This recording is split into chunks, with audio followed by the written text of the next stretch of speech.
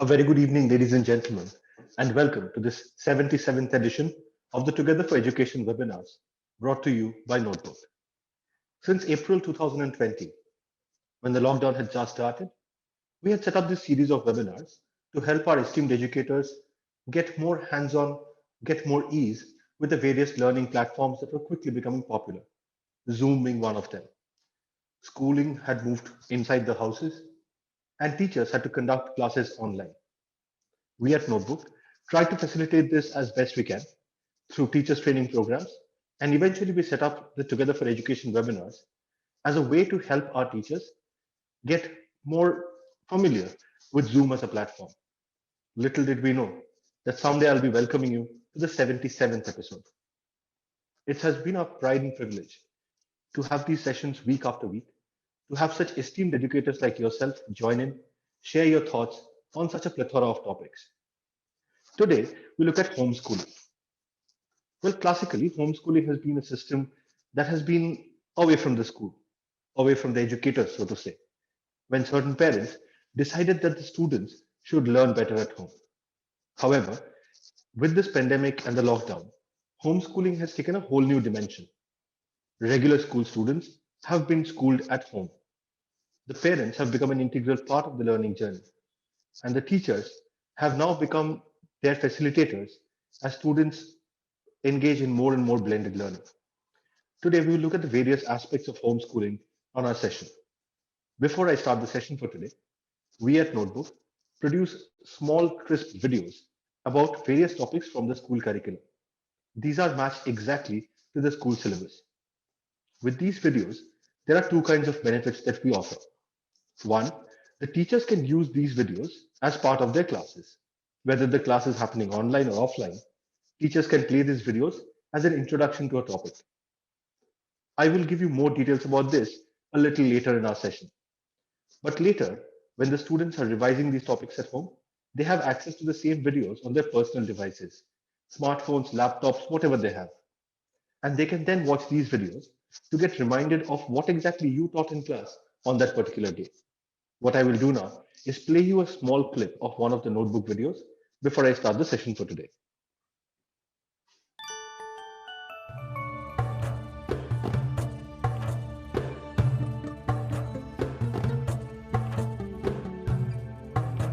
This is Chitragupta, the accountant of gods.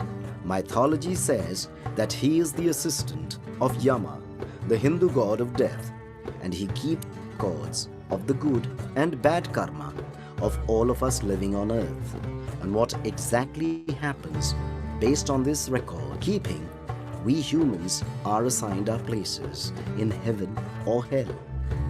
Isn't that a fair, interesting concept, students? From the world of gods and goddesses, let's navigate to the world of humans.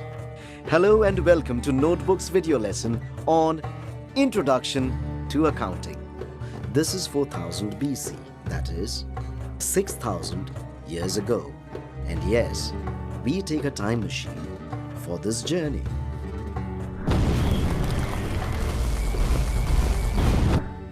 First, we land at Babylonia, the city of commerce, and we see payment of wages and expenses being made.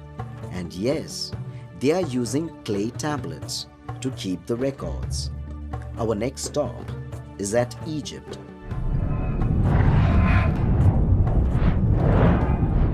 And what do we see amidst the pyramids, the sphinxes, and the stretches of magnificent civilization? We see the royal accounting systems. The treasure keepers take a daily stock of treasures at day end and send a report to the prime ministers, the wazirs as they call. The third stop is at Greece. We see an impressive accounting system, maintenance of government financial transactions, apportionment of revenues received, and managing the overall receipts and payments at a macro level. Now we take the time machine and go travel forward to 2000 BC.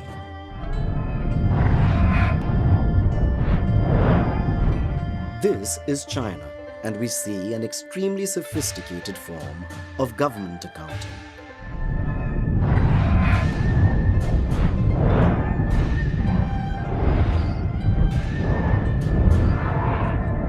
Finally, we are back to India, and this is 23 centuries back.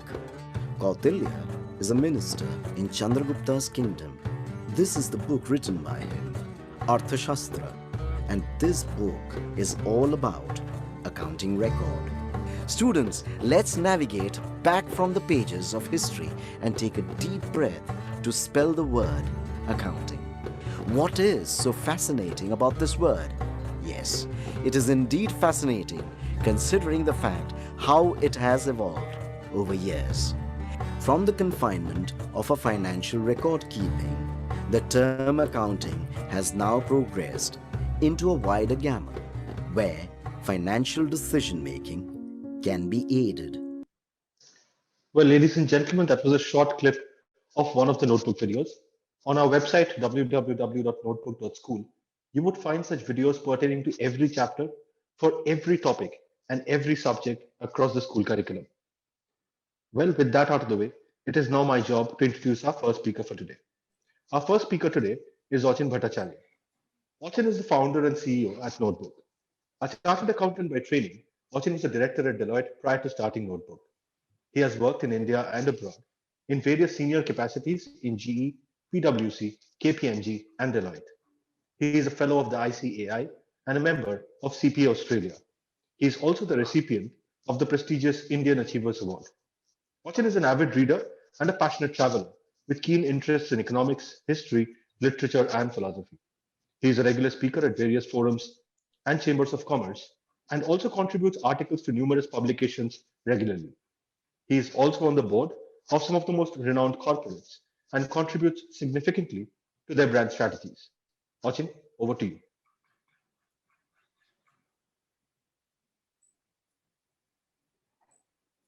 Good evening, everyone. Shubhaya, am I audible? Yeah, Achin, loud and clear. I once again welcome all of you to today's session on a topic which is both interesting as well as debatable. Now, the topic for today, homeschooling, is something that has been discussed and discussed for decades now. Personally, although I'm not in favor of homeschooling, but while going through this topic and the various nuances with regard to this, I thought it would be a great idea to discuss this in this forum and take your views on this. Now, typical education routines are being disrupted all over the world right now due to the pandemic virus, still keeping children indoors in many parts of the world. The British royal family, who typically make many public appearances as part of their duties, are also among people who are impacted by the changes. I was reading about Prince Charlotte and Prince George, the school-age children of Prince William and Catherine, Duchess of Cambridge. Just like other children around the world, they are also homeschooling right now. But they aren't the first royal child to get an education that way. When Queen Elizabeth was a young girl, she received a high-quality education at home with the help of a governess named Marian Crawford and several tutors. This education was not entirely isolated from other children. However, Queen Elizabeth learned alongside her sister, Princess Margaret. Very likely, Princess Charlotte and Prince George will be returning to their normal school just as soon as health and safety restrictions are lifted. In the meantime, however, they are taking part in a traditional education setting that has long been a part of families' way of life, their tradition that they have been following for many generations, homeschooling. While the circumstances may be extreme and unprecedented. Hopefully, the young children are enjoying themselves. From British royal family, let's come back home.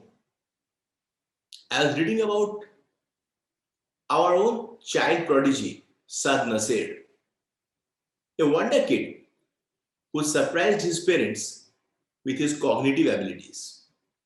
At 13, Sad is the youngest member of Team Indus, which is building a spacecraft to the moon as part of Google's Lunar X Prize contest.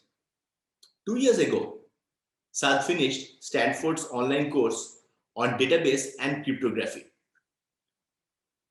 According to his parents, he moved rapidly beyond what was being taught at school. So rather than stunting his growth, they thought they might as well as let him read on his own. Now, there are various challenges associated with homeschooling. And as I told you in the beginning, that personally I'm not in favor of it.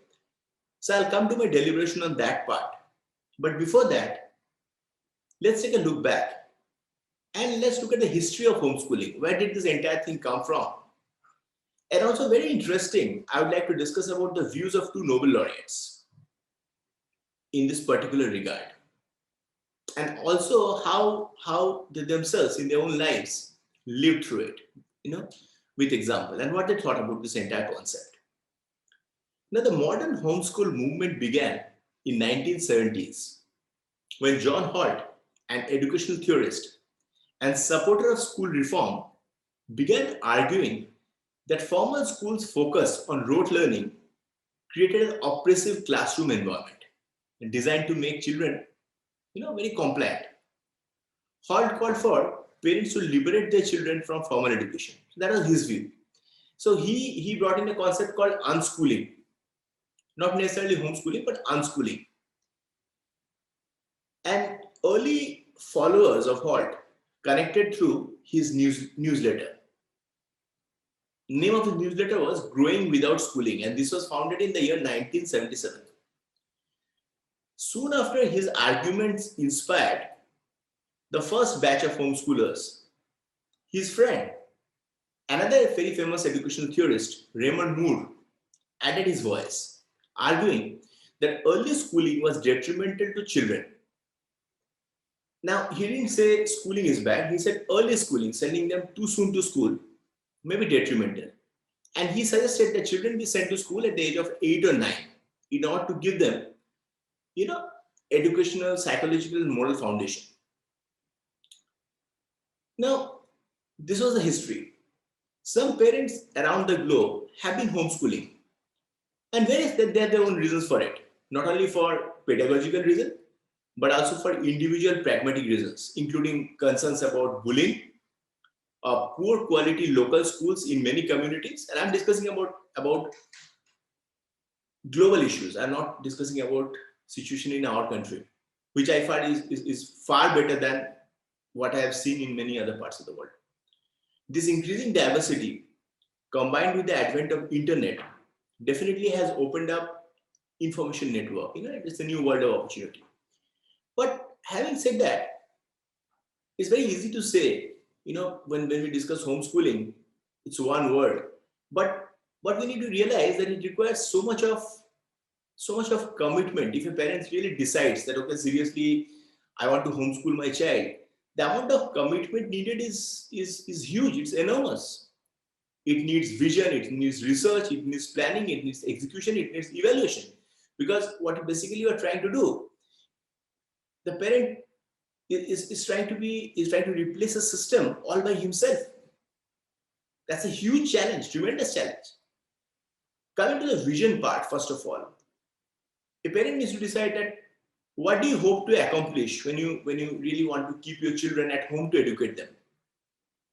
Second, research. If a parent is solely responsible for a child's education, imagine the kind of research it takes, not only for coming to terms with the syllabus, relearning concept, but also to understand the entire pedagogy. Third is planning. it's easy to be a part of a system, but when you're trying to be a system by yourself, there's a huge amount of planning commitment required, and that's huge. It's easier said than done. And definitely last but not the least, the execution part, day-to-day execution. Sticking to a routine each day at home is not easy. It's very difficult. Because in school, when you have an entire system in place, following a routine, and at home on a one-on-one scenario, making the child and ensuring that every day a particular routine is being followed, and that too for days, weeks, months, and years, is something which is very difficult. And I think what Shubhai referred to when we just started this session today, that in today's context, what we have seen during last 1 year, although during last 1 year, there's no doubt about it that although schools were closed, schooling was never completely shut. Children were studying online at home, but teachers were very much a part of the entire ecosystem.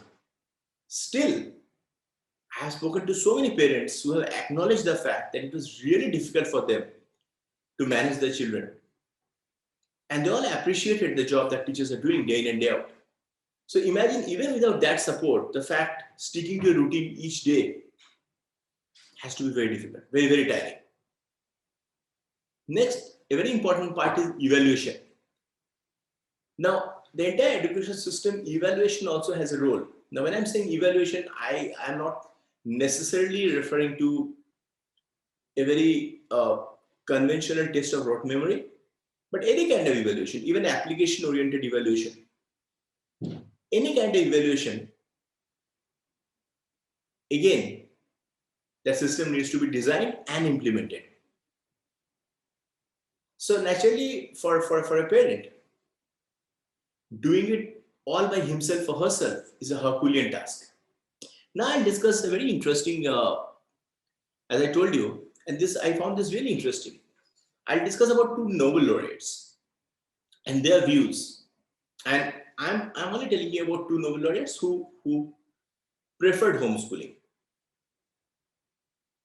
And why so? And after this, we'll come to the other aspects with regard to the challenges, which I felt are really daunting. But before that, two small stories. One, Marie Curie, and second, our own very own Rabindranath Tagore. Now, Tagore won Nobel Prize in Literature. First person outside Europe to win Nobel Prize for Literature. And Marie Curie won two Nobel Prizes. Two Nobel Prizes, one in chemistry and the other in physics. Tagore and Curie considered, and their views are very similar. I was going through some articles and I was comparing, amazingly similar views. Both of them considered creativity and learning blossom when individual needs of students were accommodated. They believe that at times it might be difficult in a traditional classroom structure. Now, Tagore went on to found a school and a university in Shantiniketan, West Bengal, that incorporated his principles. And Curie arranged for her two daughters to learn in an unstructured environment for the early part of their school career. Later point of time, they also joined a conventional education. They also joined schooling, but early part of their career. And this again is really interesting. I was going through a lot of case studies. In some cases, for various reasons, might be initial few years, but later point of time, at some point of time, they are joining the mainstream conventional form of education. Tagore was a philosopher, artist, poet, playwright, musician, and social reformer, as all of us are aware. And as I told you, in 1913, he became the first non-European to be awarded Nobel Prize in Literature. A huge honor, no doubt. Now, despite this distinction, Tagore never earned any formal academic degree. He never had any formal academic degree. And when referring to his own education in various forums, Tagore spoke about freedom and not discipline. He described his childhood home, which inspired his point of view. as one in which freedom in the power of our language, freedom in our imagination, in our literature prevailed. Rote learning and routinized instructions to him were counterproductive and stifling. That was his view. Now, he also believed that education was an organic process in which the individual responded to the environment. Now, much in his philosophy of education resembled that of another Nobel laureate that I was telling you about, Marie Curie. And both of them placed a lot of emphasis on nature. Both placed a lot of insistence on the importance of physical exercise. And both believed that exposure to brilliant minds and brilliant work would elevate and not frustrate a child. Both were certain that bombarding a child with structured lessons at times may be counterproductive. They believe that acquiring knowledge should be so effortless as for instance, it's like acquiring language for a toddler. It's effortless. At a certain age, when you see toddlers, the way they pick up language, it's effortless. So both of them believed living in harmony with nature. Now, Tagore, for instance, wanted children to be taught art, especially music, because he thought that it would enable them to develop sympathy for others. He thought education should emphasize the progress of nation and not focus on territorial conquest or war. That was his view. Now coming to Marie Curie, and I found this really interesting. Now, there are many people who feel that childhood offers an irreplaceable opportunity to influence minds for a lifetime. And in this camp, when I say most people, one name that will always come will be that of Marie Curie. I told you about the Nobel laureate who earned 2 Nobel Prizes, one in physics and the other one in chemistry. An amazing achievement, all of us would definitely agree. I was reading a book which is written by her daughter, youngest daughter, Eve. And in that book, she described her mother's views on education. Her mother's philosophy was that the children should be encouraged to find their talent through exploration. Her elder daughter, Irene, discovered an early interest in mathematics, and the younger one understood that she was fascinated with music. Now, essential to the daily regime of both children was vigorous physical activity. She installed a gym at home, took the girl to camping trips. Together, the family trekked through the countryside on extensive biking trips. Formal instruction was put off. And she also ensured that her colleagues would interact with the girls in a congenial atmosphere. And each day, children would spend hours with a professor from a specific discipline. Now, later point of time,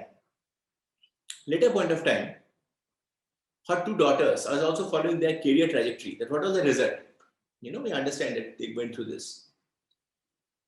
The elder one earned a Doctor of Science.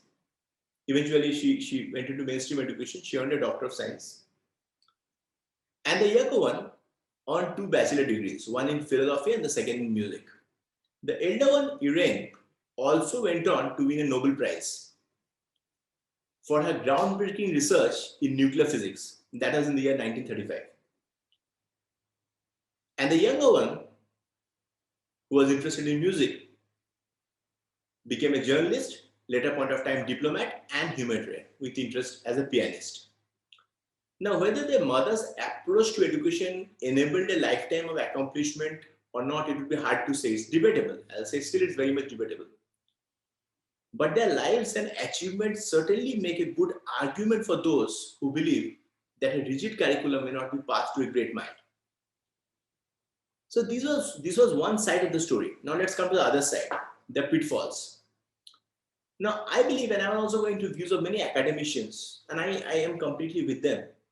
I believe as a concept, especially in developed countries, initial years, if you look at what happened in initial years, like few decades, in early 30s, 40s, long back. Initially, it is adopted by affluent people who could afford an entire ecosystem in their own homes, and especially for children who needed special care, learning difficulties, psychological issues, and normally who found it difficult to fit into a normal school, because at that point of time, special schools were not around.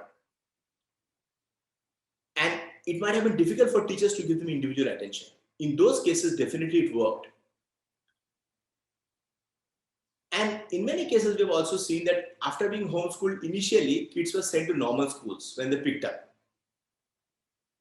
But there's a downside of this as well. In some cases, parents restricted the children because they themselves believe in their own personal choices. And this is when the system becomes skewed. Because at the end of the day, decision should be in the best interest of the child and not necessarily what the parent believes in. And naturally, any parent should be responsible enough to provide exposure that is not limited to parents' view alone. I may believe in something which is right, but not necessarily what my view is correct. So my children, as a separate individual, definitely have a right to know both sides of the story and then choose for themselves. So I guess this is one very, very serious limitation. Other limitations as well, time commitment. In today's world, and especially what the pandemic has shown, in spite of the fact that children and parents under the same roof for months together when parents are working from home, taking care of children, and when I'm saying taking care of children, I mean round the clock, definitely requires great amount of time commitment, especially in today's age with nuclear families and both parents working. It might practically be a huge challenge, and especially in case of homeschool, not only helping them with homework, but with experiments, project, lessons, planning them, executing them, evaluating their answer sheets, ensuring that they're being taken to field trips, music lessons, park days, because an entire ecosystem you're trying to build in.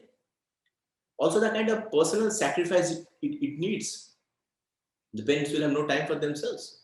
Although parents, naturally, they will always want the best for their children and willing to do that. But practically, how many parents can, especially considering the fact both parents are working in today's age? That's the economic reality, practical reality. Third, the financial impact. On the face of it, it might seem that homeschooling is inexpensive, but it's actually completely reverse. Because homeschooling means at least one parent cannot work outside home full time.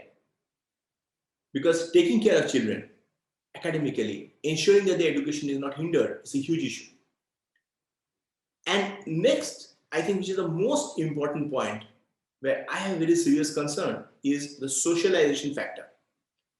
I always believe that schools are miniature version of the society. And especially in today's nuclear family culture, where children are not growing up in extended families with their cousins, but and most of them staying in apartments in small nuclear families. So the only place where they learn coexistence, where they learn that the entire world doesn't revolve around them. They learn the concept of sharing. They learn the concept of coexistence. They learn the concept of, at times giving space to others or standing in a queue. It all starts from school. So socialization, I believe, and the fact being much more acceptable and adaptable to different cultures, being able to appreciate the other person's point of view, even though he or she may have a different point of view. But being able to appreciate that is necessary in the long run. So socialization is one thing, which to me is one of the biggest concerns, undoubtedly. I also go into the concept of unschooling. So what actually is unschooling and how is it different from homeschooling? In homeschooling, what I understand, children, although at times they may study at home, but they go on and take board exams as external candidates in an open system. In unschooling, the concept and in homeschooling, they also follow a certain syllabus. In unschooling, the first rule of unschooling is that there is no rule at all. In unschooling, normally children are not taught anything. They learn through the living life. They learn eventually, when they live life, they learn eventually that these are the topics which are of interest to me. So when we think about children's education, normally we categorize into regular schooling and homeschooling. But as I told you, there's also a third system of unschooling, which essentially is child-led, led by the child and not led by the parent. So initial few years, not much activity. Later point of time, as the child grows, he or she gradually discovers that these are my areas of interest, and accordingly, support is provided. So meaning interest and curiosity of the child takes precedence over anything else. So these are a few concepts that I want to discuss. But as I told you, what my personal view on this is, and over last 1 year, the concept of homeschooling has acquired a completely different meaning that we have seen. And I've spoken to so many parents who are eagerly waiting for schools to reopen. Eagerly waiting. In fact, my own 4-year-old twin sons, at times when I sit with them during online classes in the morning and they see their teacher, and they ask me, when are we going to go back to school? So in today, we completely understand that where this all comes from. We completely understand, especially during last 1 year, parents have been far more appreciative. And I've spoken to so many of them with regard to roles that schools and teachers have been playing. So I think these were some topics, some certain issues that I wanted to discuss. And in this particular topic today, I also look forward to the views for a esteemed panel and hear from them with regard to what their thoughts are and practical experience, etc. I thank all of you for giving me a patient hearing. Over to you, Shubhai. Thank you, Achin. Thank you for that wonderful presentation. Interestingly enough, Rabindranath Tagore's Nobel Prize came from a complete translation of his works done by William Butler Yeats, who incidentally was not homeschooled. Interesting point to ponder upon, I guess. Well, there are some items of business that I should go through before we start the panel discussion for today. I would like to take this opportunity to tell you a little bit about the notebook way, the philosophy with which we develop our content for schools and students. When we started Notebook, the idea was to introduce innovation into the way K-12 syllabus is taught. The idea is not to move away from the syllabus or reinvent the wheel, so to say. The idea was, how can we make studies more fun for the student and help teachers, particularly in the way that they are teaching. Notebook was always designed to supplement the teacher's effort and never to replace the teacher, because at the core of Notebook is the belief that teachers are the most important piece in the whole gamut of our education system. If we could do something to supplement their efforts, we would consider our objectives met. The pedagogy was designed by senior academicians and industry leaders.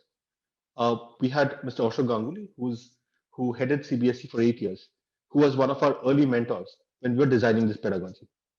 And given the proliferation of the internet, we said whatever content that we create should be accessible in the classroom and beyond the classroom, that students can access anytime and anywhere. We devised a system called augmented storytelling that I will come to in just a bit.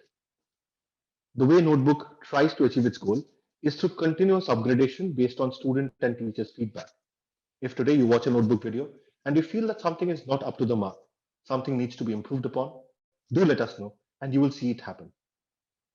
One of the very core values of Notebook is that our content was designed to engage and not entertain. What do I mean when I say this? If you go onto the internet and look up circulatory system, you would find wonderful 3D animated views of the human heart opened up, a view that would fascinate a doctor who has perhaps performed thousands of surgeries. And yet, when students watch them, young school students, they get more entertained and less engaged. They become passive recipients of the content being shown to them. Instead, when we go back to the good old bookish drawings, ask the students to draw it themselves, label the parts, and understand how the blood moves through the various valves, that, ladies and gentlemen, engages them. They become active participants in the learning process. Of course, all of this is backed by individual level analytics showing how engaged a particular student was when a particular topic was being covered. Notebook was designed to be digitally integrated into a classroom. This class, as I said earlier, could be online or offline. You as a teacher would walk into class, the first 5 minutes perhaps go into attendance, set up, and the next 5 minutes you introduce the topic. Now the students have already received a link to the video on the previous day. So a lot of them have already seen that video. So the first 6 minutes of the class, a lesson video is played. This is why we deliberately limit the duration of notebook videos to 6 to 10 minutes because we never want to encroach into more than 20% of your classroom time. After this video is played, now starts the discussion. This is the part where your expertise holds so much importance. Student enriches their understanding, their grasp of a topic by discussing and debating various aspects with the expert in the room, which is you teachers. At the end of the class, you can play a short recap video, which we provide for each topic, and then you yourself would provide your conclusion and recap of the session for the day. In creating our content, what we do is we first research the topic. We have a team of experts who do that for every subject. Based on the research, we create three things. We create something we call the interest builder. This is a story that is related to a practical application of the concept being taught or some interesting anecdotes that relate to the topic. We create a content script which will form the actual conveying of the lesson, and we create advanced question and answers because we know that the learning curve also has students who are looking for advanced material beyond what is offered in the textbooks. Then this goes into the audiovisual content making system, and the final content is prepared. The augmented storytelling that I was telling you about is an interesting concept. Researchers at Yale discovered that when students are shown a sequence of images and not an animated sequence, the students start filling in the gaps with their own imagination. What this does, it makes the student an active participant in co-creating the content in their heads. So this is the process that we follow, where we have that story that I told you about. We have rich hand-drawn illustrations that are built around that story. We take that art and the content and we merge them together to create the audio-visual narrative. And then we have expert instructors who deliver the content, who in your classroom scenario are perfect assistants to your teaching. Finally, this video is stored in a cloud where we serve the schools, where you get free of cost access to digital content in your classrooms and individual passwords and access for every student to access the same content from home.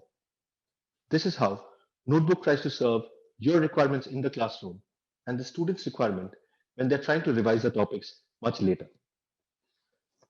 I also have a poll for you today. So I would request you to please come to your screens and tell us what would be the best time for you. When we started the Together for Education webinars, every school was shut and 5 p.m.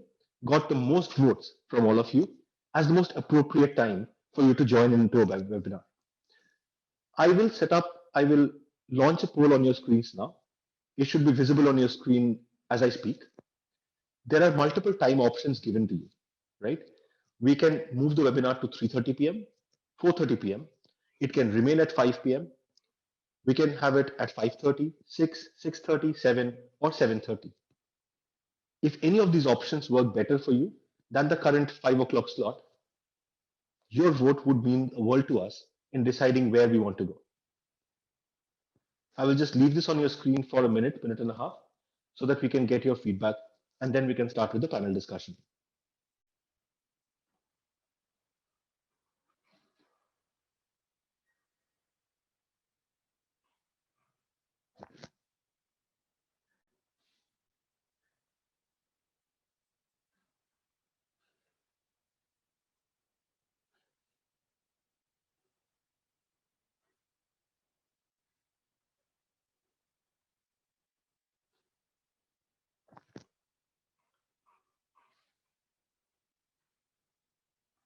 About 40% of the people in attendance have given us your responses. Thank you so much for that. If the rest of you could also tell us what would be the best time for you, that would really help.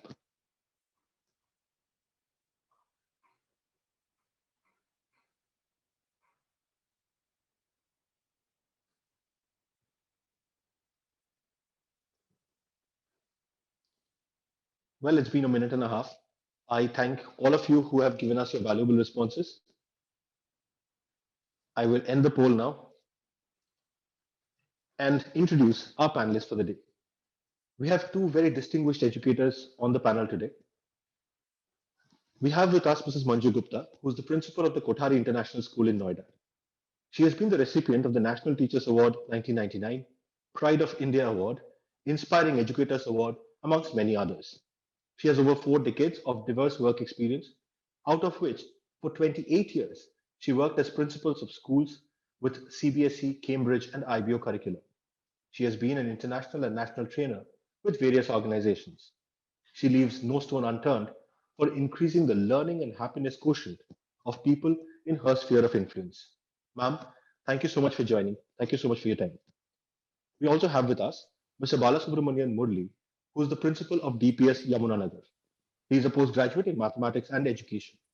He possesses 32 years of teaching experience in reputed CBSE schools and has been associated with DPS for the last 22 years. He served as the principal in various Delhi public schools like DPS Indonesia, DPS Anantanag, and DPS Srinagar. He works on the philosophy of every child is born with at least one talent that the school should identify and nourish and give him happiness in his life. So makes it his mission to work for the underprivileged children and special education needs children. So, privileged to have you with us. I will now stop my share and switch on my video so that we could talk to each other. Yes. Good evening, sir. Good evening, ma'am. Good evening. An absolute privilege to have both of you on the panel. Welcome. Ma'am, if I may start with you first. All right. I'm just trying to fix my camera and it's not doing the justice. Yes, it's there. Yeah. All right, ma'am. Good to see you. Yes. Ma'am, if we may start with you. Your Yes. initial thoughts about homeschooling in the classical sense of the word. Okay. Homeschooling in the classical sense means to me is that you don't go to the formal school and yet without going to formal school, you learn. And I've had number of experiences, met people, met children and promoted children who are doing homeschooling. So I have a very positive outlook towards homeschooling. Only thing is a support system, little support system or direction is required where these children who want to do homeschooling, don't want to come to the physical school, also flourish. Have I answered your question? Yes, ma'am. Thank you so much. Uh-huh. Murali, sir, if I may come to you next. Sir, can you hear me? Okay. Fine. Murali, sir, can you hear me?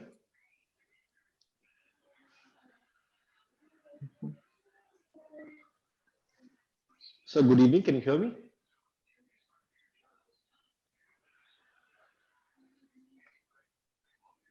I don't think sir is getting our audio. Okay.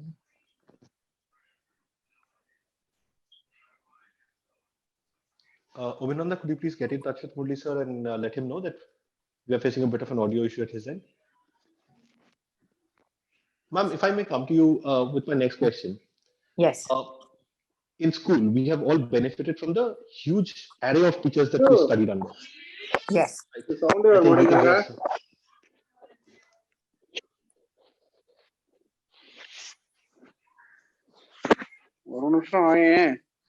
Murali, sir, we can hear you. We cannot see you.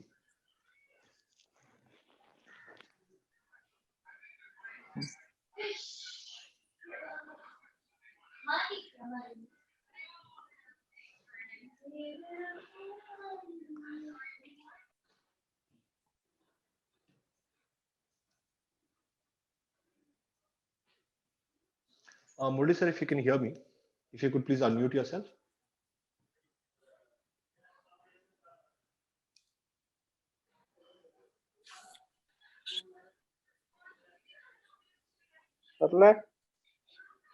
Hello. Good evening, sir. Can you hear me?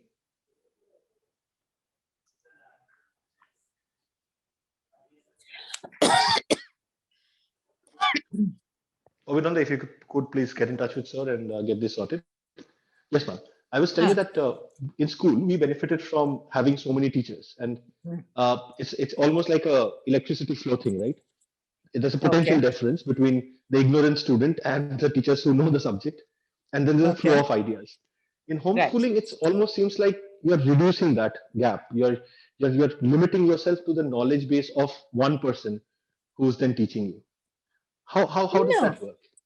no, I don't. I beg to differ. In homeschooling, when a child decides homeschooling, well, one thing when I was listening to the previous talk, um, well, I had difference of opinions in some cases, and one of them is homeschooling is not a monologue, if you want to say that. It's not that. There is variety of available resources, and in today's day and time, it's all the more better. And hence, a child decides to do homeschooling is more like, focused, concentrated, and develops faster. So it's not like, connection between the teacher and the taught only can bring in learning. I'm reminded of the days when our parents, like, my mother-in-law was never educated. She was a grade 4 pass, but the wisdom she had, I still salute that. Okay. So people who go to school, why do we go to school? To become wise? Okay. Not a bucket of information which does not even gets transformed into knowledge. Second level, it's information filled in and information out at the time of examination. So that's how this schooling, the pattern of schooling is existing in India. I'm being really little straight. So what we need to do is we need to move out and convert this information into knowledge. And knowledge, we stop at knowledge level. Do we get a chance? Do we have an opportunity in today's schools and the system and the curriculum, etc., to convert that in knowledge, information to knowledge, and knowledge to wisdom? Do we get that time to convert, or do we have? I'm talking in general. I would say I do it, but again, I put a but, that the schools are required to transfer information or transform information to knowledge and knowledge to wisdom. So if wisdom is missing, well, what good are today's school? I remember my children when came home, I was teaching in that school, the same school, and my mother-in-law would say, "Tumko school mein yahi sikhate hain." So the social skills, the emotional skills, because we are all focused in finishing our curriculum, our syllabuses, whether any form, like, today's time and during this pandemic, people have stayed home, parents have had time to discuss with children and be with children and train children. But that I don't call homeschooling, because there is a set curriculum and that set syllabus. Forget about curriculum, the syllabus, the length and the breadth of the syllabus also is defined very well, because they have to write an exam. So one thing I hate about today's education pattern is examination. Okay. If we can take away examination, I think we will do wonders in our schools. Second, when I was talking about this, today's schools are what? Jungle schools. We want a rabbit to fly. We want a bird to swim. We want a fish to climb a tree. Why, dear? Why do it till grade 10? We want each one to do everything. Why? And then we pass people at 33%. In my last notebook conversation also, I said, why do we pass people at 33%? They acquire a little skill and they move on. And we say, oh, you are successful. Passing means you are successful. The result of that is a retarded eel becomes the valedictorian of the jungle school, because she gets 33 in everything.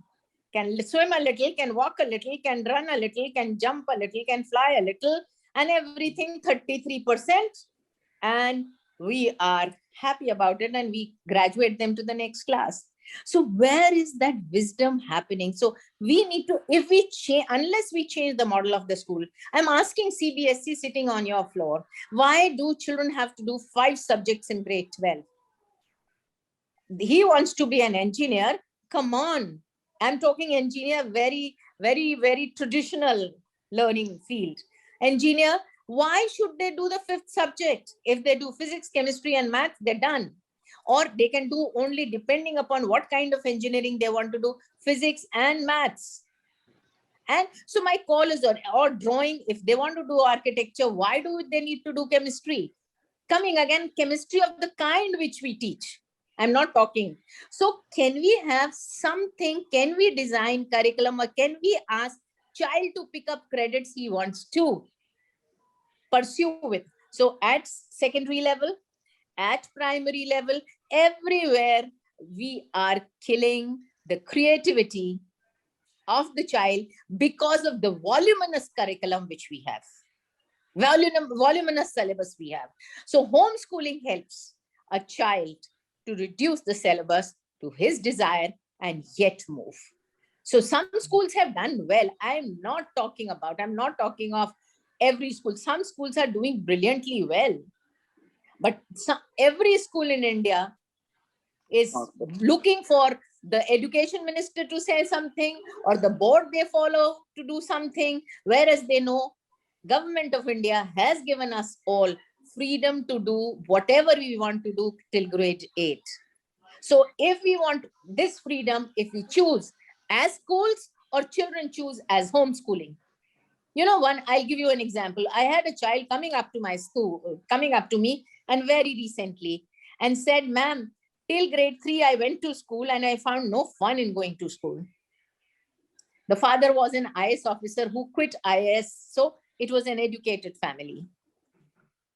And I didn't find any fun in going to school. So I decided to study at home and study at my own pace. And why should I do 5 subjects? And so I decided, since I have to do Cambridge, she was doing Cambridge curriculum.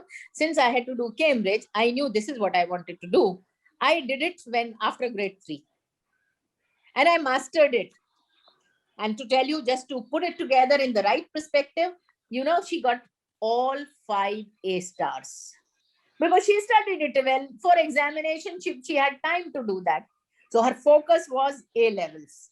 And she did her IGCSE and A levels. And she did A stars, 8 A stars in IGCSE, 5 A stars. No, 4 A stars for her A levels. And she is pursuing. So this is now her 3 years before. We helped her because she was doing physics, chemistry, maths. We helped her with the lab work. So she needed a lab. She couldn't have created a lab at home.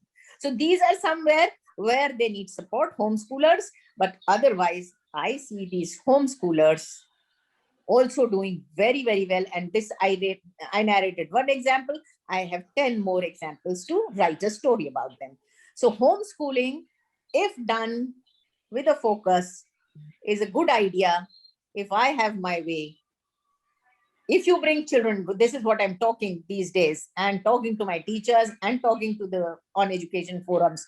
The focus of schools now change. It should be mainly social, emotional development of the children should be the task of the school. Otherwise, everything, all knowledge, all information is available at a touch of a button. So why should Bina Jha explain the theory of economics when they are written there? She should be able to solve the problems of theories of economics, but to tell about that this is the theory of economics and I take a chalk piece and stand on the board and write is not the order of tomorrow for a grade 12, 11, 12 children also. So in primary years, again, some schools have done brilliantly. So I'm not talking about those schools who have done exceptionally well and are thought leaders. I'm talking of, in general, the masses in the country where we teach them books, kill them with those books, and take away the joy of learning, where Notebook is trying to do something also. I must appreciate. I've gone through your videos and all, but Thank you so much, coming back again, can you, Notebook, help teachers and the school principals and the system to reduce curriculum, the volumes? If you can, then only you can be successful, and then only can learning be joyful. Abhi to humne education ko, we've treated education as one side closed barrel. Whatever is new has been shoved in. Whatever old was there is definitely there. That's the foundation, as we say. And the result of it that it has become so dense a barrel. Education at grade 1, at grade 2, at grade 3, at grade 4, books are getting fatter, fatter, fatter, fatter. And the result is the child is losing focus, concentration, and enjoyment. So we need to work with people to understand why do we exist as school. And if we don't understand, it's good to go for homeschooling. So that's my, and since Mr. Mulidhar is there, then sir is there, why not? Let's talk to him. Thank you so much, ma'am. So ma'am is squarely in favor of homeschooling, and Yes, yes. We will take this offline, but at Notebook, brevity is something that is very close to our hearts. Murali Let's sir, talk. Murali sir, if we may come to you with the same question, homeschooling, where do you stand? Good evening, Ms. Gupta and Mr. Bhattacharya. It's nice to hear, ma'am. You have vast experience, speaks volume of knowledge. It comes out what schooling and then what homeschooling, everything. I do agree to such an extent, but some monitoring is very much required.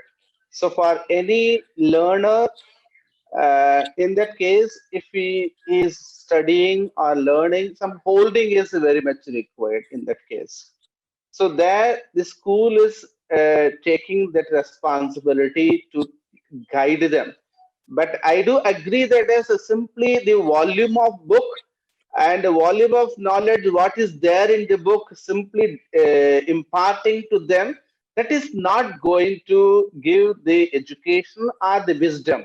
I do agree what ma'am said 100%, that is the schooling is producing only the book what they have learned, but there is no wisdom in learning.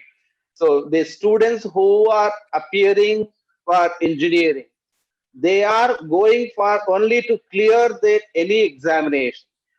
Then after the examination, if they get or if they become an engineer also, how many of them are a successful engineer? How many of them are a successful doctor, successful lawyer, and other portions also they have? So that it is a big question mark they may be having it.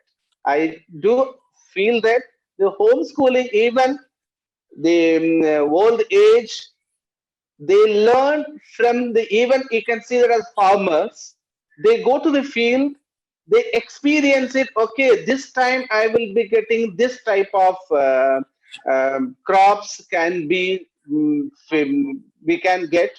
So such things, experiences, through experiences they get, that they get from the homeschooling only. The elders, they what experiences, what they are doing it, from that the child also learn it. So that learning is missing because most of them are working. Normally, the both parents are working. So I want to get rid of the child. Okay, let them go to the school. Now, like a crutch, it becomes. So, okay, some certain age or certain time, I am out of the child. Or even they are. That's why they are giving mobile to the child. Okay, yeah, you play whatever you wanted, you do it. So I will be out of your disturbances. I will be doing my work. So that also happening in homeschooling. So if they are sitting at home, so they need to get full attention and the guidance from the parents. That guidance not every parents are able to give. That's why they are sending to the school. But now school has become like a marketplace, everything they want, because the expectation from the parents are more. That expectation how the school is going to cope up, because they want a product. Okay, this, how many IITNs they have produced, how many medical they have produced, these all market strategy they have made. Let us, though if they have produced number of IITNs, number of these all things, that is the best school, they are saying that. So the other things are not considered. Either they are developing holistic, or they are giving a chance to the child to come up what he wants to become. Either he wants to become a musician, he wants to become an artist, or he wants to become a player, that they are not saying that. And even if they are coming to the 10th and 12th means the child would have become the state player or even very good in singing or whatever. They immediately they stop that no, it is a board class. So don't go for any other coaching of your interest. That kills his interest. So that's why he is not in a position to prepare this even academics also, and neither he is able to do his own interest nor he is able to do his parents' interest. So that's why he is in the dilemma either where to go. But somehow he cope up and come to the 33% what ma'am said actually. So he comes in that category, so he is pushed up. Otherwise, if we have given a chance to him, okay, you play some hours so that he will be able to do something, so that will boost him to do something in academics also. That is missing in class 10 and 12th classes. That is very much required in the education, and the parents also should be focused what the child is doing. Not everybody is not going to become an engineer, not everybody is going to become a doctor. So this, it should be a mixture of homeschooling and best schooling. This should be. It's not that only homeschooling will help them or only the school is going to help them up. It should be a collaboration of homeschooling and the school. So they should understand the child first of all, where he would like to go and how he wants to. There, the school should give the platform and the parents should support it to lift him up where he wants to shine very well. That is the need of the hour. That's only now the new education policy also trying to bring, okay, any subject you can choose. There are many confusions in schools, parents, everybody. So either the language they will be learning or what type of languages they are going to have. They will be having English or they will be having local languages. These all things also there. So we must give the comfort zone to the child to come up. Then he will be able to shine well. Otherwise, in our time also, we used to learn in our local language also only. So after that, when we move into the graduation and other things, so we have learned this English or other languages also. Even nowadays, it has become foreign languages very much required. So German is required, French is required. Without French and German, they can't do anything. Such a way things are there. So the school has to decide the child how he wants to shine. But we must understand that the requirement also and the platform where the child wants to do. That n number of platforms are required from the childhood, so that we will be able, the school should monitor and the parents also should monitor. Okay, he is interested in this field. Let us give more chance to this child in that field, so he will be happy to live and happy to earn. It is not that it is lakhs and lakhs rupees you earn it. But even if you are earning 10,000 and if you are a happiest person, that is a life. That is required. Otherwise, if you have crores and crores rupees and if you are not happy, there is no meaning of that crores and crores rupees. So, to my view, that is the collaboration of school and homeschooling is very much required. And even this pandemic time, every parents have tried to involve. This has given a very good opportunity for the parents to understand it as what the teacher does, the teacher's duty, how we can mold. Even they are not in a position to do one child to control in the at home. They are not in a position to, because now the child has become very much adamant. There may be some behavioral changes also we may expect in this. During this pandemic time, whenever he wants to get up, whenever he wants to eat, these all habits has been changed. when they come back to the school, the teachers also will have that so many problems or challenges for the teacher, for the school, for the management, for the principals. Everybody will have that. But the due course, the system will come into exist in what way the school or the system wants it. But the Indian system is such a way that they used to have that as memorizing. They are very good in memorizing the things. That's why even Vedic time also they used to chant. The teacher or the guru used to chant it, and the shishyas they used to repeat it. That way only they learned it. So the same way it's not going to be, but we must give them the opportunity to learn. Nowadays, the students are more expert than the teachers. Before the teacher gives the deliver the lecture, they know because they have, like ma'am said, that they get every information on one click. Google Mama is there, so we will be able to get everything there. So we must give them only brushing up and then experiencing, and child interest is very much required of this schooling education. With this, I conclude it. Thank you. Thank you. Thank you so much, sir. Manju ma'am, if I may come to you next for Mm, homeschooling in the current parlance, right? mm, Last 1 year, everybody is homeschooled. In fact, the people who are about to join first year mm, of school in their lives, mm, have technically been homeschooled for the first year of their education system. mm, Now, as you're opening up schools, I'm sure you are also following a pattern where certain percentage of students are going to sit in class, some percentage is going to stay at home, and then they're going to alternate. mm, Ma'am, how do you see this kind of interaction between physical teaching in the school and mm. virtual teaching at home working together? Well, it'll work. It has worked and it'll work, and we'll find new dimensions, new ways of dealing with learning.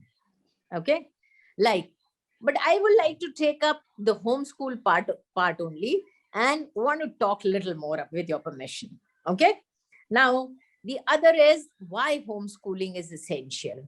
I'm a great advocate of that, so I would take it further, and that is, you remember what did Ken Robinson, if you've heard of and if you've seen his, read his thoughts and listened to him, he talks about what is our today's education system is all factory model.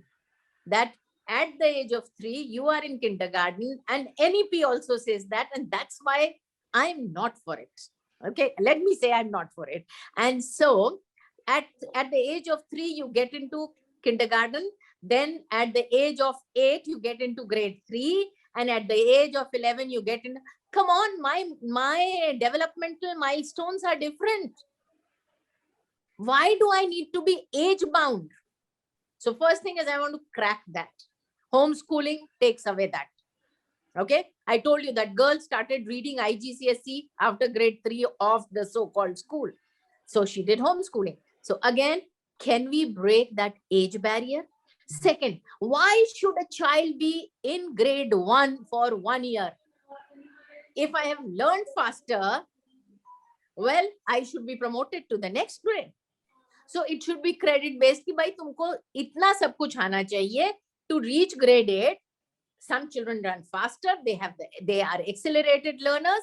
In India, we have not nurtured giftedness. And that's the bane, that's the vice of our present schooling system. So where is giftedness nurtured? Nowhere. Everybody does the same thing the same way as teacher tells or as the system demands. Whereas homeschooling can promote giftedness as well. So again, we make it flexible learning model. Third is, so Ken Robinson says that please understand the child and teach the child. And get out of this factory model, batch of 1990 and batch. Which year did you do grade 12? Whichever year, I'm not asking because it'll talk about your age. But let me say, I did my grade 12 in 1970. Long ago. Maybe some of you were not born. And so the whole story goes that 1970 is my batch. I'm a product of that year. What is this? Nobody talks about how wise I was or how wise I am. It's the product business. So factory model will not work in the coming year. And there are models which are working across the world, which are doing wonders. They can be replicated. Talking about two. One is, this is a school which is in Russia, and that's called Cosmos School. And in that, the children enter at the age. So if you have school like this, I salute. But if you have this, please go to homeschooling. All children, I will put a green flag to that. But if you have this kind of a school, that what they do is they see the aptitude of the child and they make them enter. So it's a maths origin school. It's a math school. And so the children enter at any age when they feel like, but they must have the aptitude for mathematics. So mathematics, in the same class, they may have a 16-year-old also, they may have 14-year-old also, they may have 20-year-old also, depending on how they are learning the concept, the speed which they are learning. And the result of that is, by the end, as they graduate out of the school, they are such focused learning children, creating, researching and things, that the best of the universities are vying to take children from that school.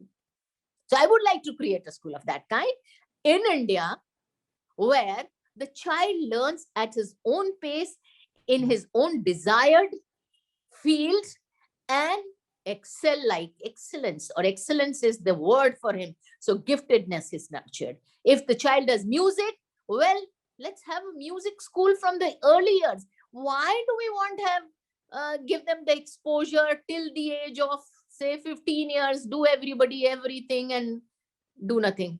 So have homeschooling. So my call again is that I am nurturing learning. My focus is learning. Whether in school, change the paradigms of the school, change the dimension of school.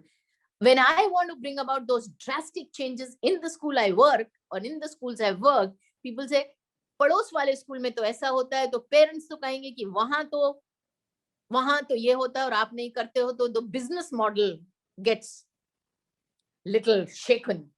The management doesn't agree, the parents don't have, पड़ोस के school में तो इतना पढ़ लेते हैं. Like for instance, I don't want children to pick up a pen till the age of 5, because they're fine motor, or till their fine motor skills, I will not say age, till their fine motor skills are not developed.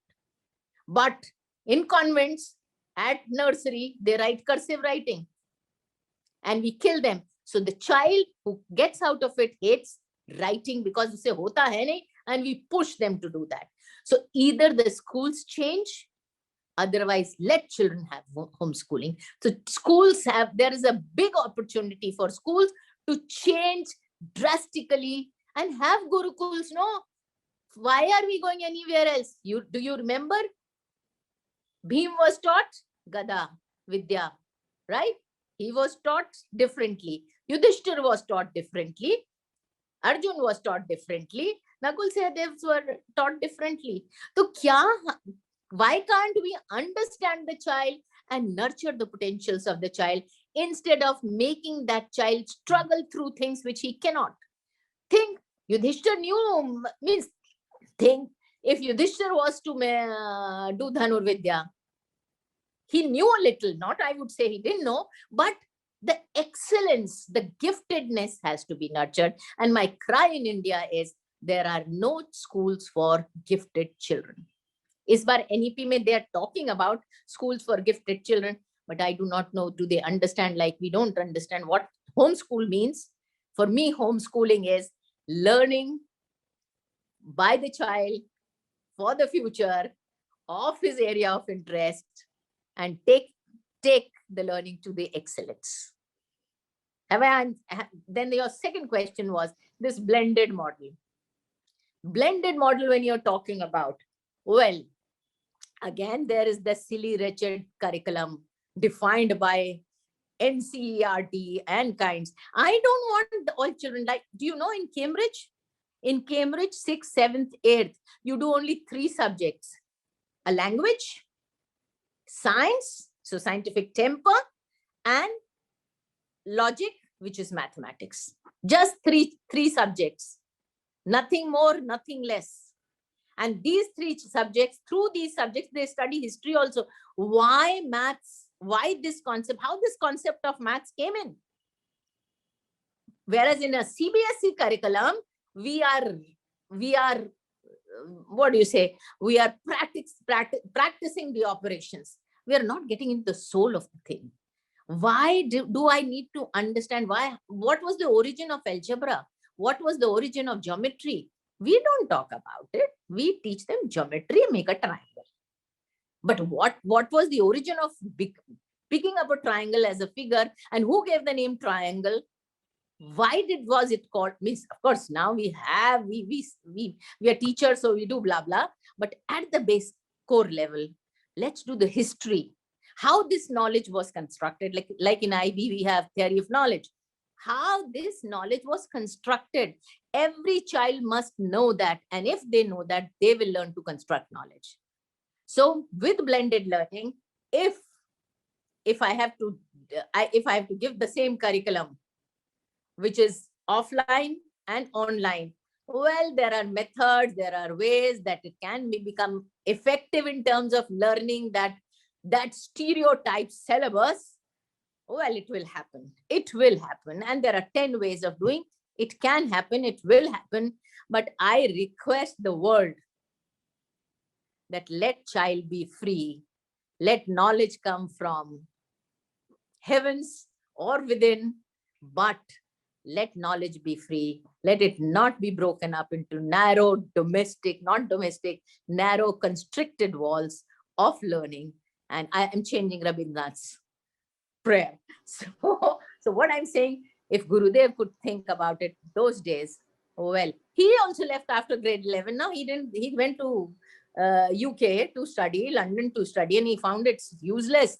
Why do I need to sit in the classroom and study for 2 hours? Why? I don't want to sit. And so he gave up. That's the story I have heard at Shantiniketan, that he never wanted to sit in a closed classroom.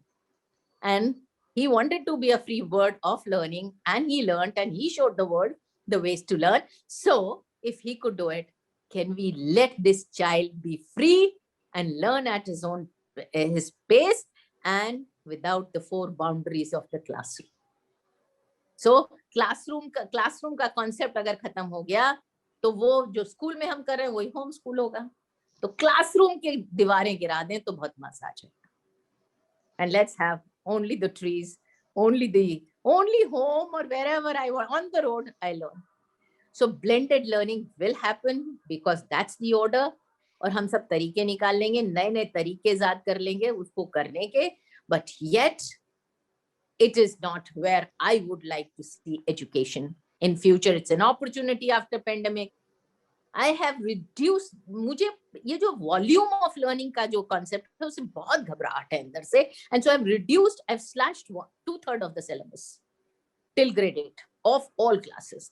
Bad ke with the teachers I have slashed, and I assure the world that with 1/3 of the syllabus, my children will be wiser than the rest of the world. So can everybody think like that and in their own style, free the child for learning and be there, enjoy life and learn. Have I Fantastic. Have I answered? Absolutely, ma'am. Thank you so much. That was a fantastic thought. Unfortunately, we don't have students attending these webinars. Otherwise, you would be getting a standing ovation across India right now. God bless. But I truly mean it. It's not that for a standing ovation. I want to do it, and I've done it, and I want to take it forward. I'm passionate. Wonderful, ma'am. Yes. And just for the record, ma'am, I'm ISC 2002 batch. Okay. All right. Okay. So you were not even born. No, Great. I wasn't. Murali sir, if we may come to you with the same thing. I know your school has already opened up to quite a few students, but I'm sure a large number is still learning from home. We get around 50% of the students turning to the school after this pandemic, and the rest of the students are staying. Still, they have fear cause that either I will be getting, if I move into the school, I will be getting COVID. If I move into market and other places, I'm not going to get any COVID. That fear cause anyway, it is there. So it is existing. But ma'am rightly said, she is, I am with ma'am. What she said, that is, we must give the wings to the children to fly where he would like to go. That wings are missing. We cut off all the wings which we have to provide. That is only education normally meant for. The education meant for only to give them the wings where the child would like to fly and where he would like to enjoy his life in future, and his like where he would like to. That is very much required. But even though the new curriculum, new policy, everything coming, but they are in the same surroundings only. They are not going to give any wings what ma'am says. I don't think so. They will be doing, so they will be having the same thing, same system. It's going to be, and even it may be a little more complications to the child or to the school. It may be the system may be, but they are making some new things to the system. They want to give somewhat freedom when they move into class 12, but they are not talking about the lower classes. So what ma'am says, that is, if he is like to sing, or if he wants to do dance, let him go, let him do research from the third class or first class onwards. This is a step. Let him invent. That invention is missing in school. That invention is very much required. Okay, guidance is okay, one side we have it, but invention we are killing, innovations we are killing, because we are focused on this much only, this much syllabus. You learn it, cram it, vomit it, get 100% marks, and you are the topper and award winner of this year. So that way we are avoiding. But we are not getting that is how much he understood, how much he is able to do some innovations, what he has learned. That chance is required, that platform is required for the child. Then only we are successful in education. Otherwise, simply it is also become a rote learning only. What is there in the book, and then testing, and then going further and further. And none of this, what they are learning, is that it is an application also. When they go into any engineering or whatever be that, they study some organic chemistry or other chemistries, and even some integrations, differentiations, these all things. When they go for applications, how much it is applicable, that is very much required. So if they are framing the curriculum and preparing the books, if they go everything, okay, this is applicable. So what innovations, what development you will be able to do, that should be focused. Otherwise, we go like NCRT, okay, it is framed. So many educationists, they have put efforts in framing, not only for one group of children, it should be for everybody. That is, in what way he wants to develop, or some innovation, some research work, there we must need to get that one. Otherwise, the education becomes boredom, and the same way we will not be able to be successful in educations. That is my view of it. Thank you for calling me in this notebook. Thank you so much, sir. It's Thank been you, sir. absolutely our privilege to play host to such fantastic educators. Uh, what I'm getting from both of you is what is reminding me of a T-shirt that I've seen. This is a T-shirt for adults which says, "I'm still trying to figure out where to use sine square theta plus cos square theta is equal to 1." So, thank you so much for sharing your views with us. I think Achin has a lot to thank you for. Achin, we've had a fantastic discussion. It is over to you now for the vote of thanks. Yeah, really must appreciate a great discussion we had. Manju ma'am, thank you so much for your deliberation, which I really felt was straight out of the heart, a very honest deliberation. The fact that you have your own strong reasons, and the way you articulated them, I must say, was very convincing. So some very important points you made, especially with regard to the fact that the way examinations are being conducted, and why learning should be all about joy of learning, and I completely agree with you on that. Certain other aspects like volumes, the entire concept of rote memory being an impediment to joy of learning, these are things I completely agree with you on that.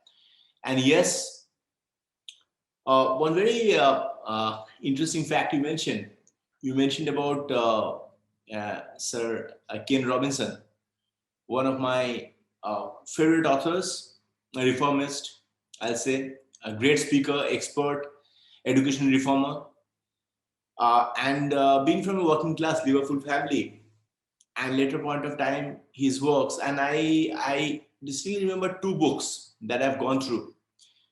And along with that, some of his great TED Talks and lectures. But these two books, I'll tell you, 2001, he wrote a book, Out of Minds, Learning to be Creative. And 2009, The Element, How Finding Your Passion Changes Everything. Yes. Indeed, a great reads, I must say. And for all esteemed educators in this forum, I would highly recommend these two. Really, some very logical views, and backed up with great research, I'll say, the way he has put forward his views. I must appreciate. And a great sense of humor that all of us would definitely agree whenever we discuss about Sir Kenneth Robinson. In fact, he was knighted in the year 2003, and we lost him to cancer in the year 2020. Murali sir, again, you stressed on the concept of holistic development, which again, undoubtedly, we all agree with. The fact that monitoring and guidance is important, and not only it's about voluminous books. And you very beautifully give the example of farmers. The fact that you brought in that entire concept of creation, how at times parents, because of the fact that they have other courses to attend to, really look at the entire school and schooling system, are practical issues that you've raised. And yes, I completely agree with you that NEP again has taken a fresh look at it. And a lot of flexible options have come in, like subject choices, etc. Yes, intent is good, but again, there's a long way to go. Again, another very important aspect you raised, that during pandemic, considering the fact that children have been at home, so naturally when they come back to school, there are many behavioral changes, and these are small issues, but very relevant issues. And I'm sure that this is something that will be very interesting to see how things evolve over the next few months. But I'm sure with the kind of enormous experience that our educators have, and the fact that parents also, after spending a full year with children and being so much directly involved with their education, this entire collaboration between parents and teachers, which of course is at the entire core of this educational ecosystem to make things work. If that works seamlessly, I'm sure things will be completely fine. And I think some great points we discussed today on this forum, some great views being exchanged, and this has been the entire purpose of Together for Education webinar, to hear from you and to exchange your ideas. I thank members of our esteemed audience for their time today, for being with us here and exchanging our thoughts. I look forward to your support in coming sessions. Thank you, take care, and goodbye.